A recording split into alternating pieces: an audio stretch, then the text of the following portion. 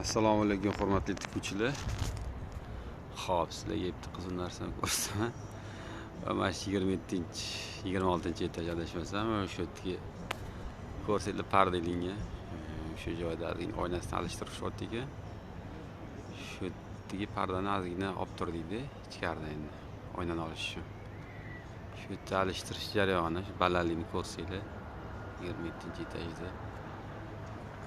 Kechiga tashlagan pardalarim shu yerga ilingan edi. Shimolli tepasi. Charchamanglar.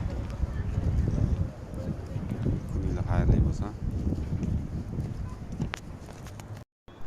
Xo'p.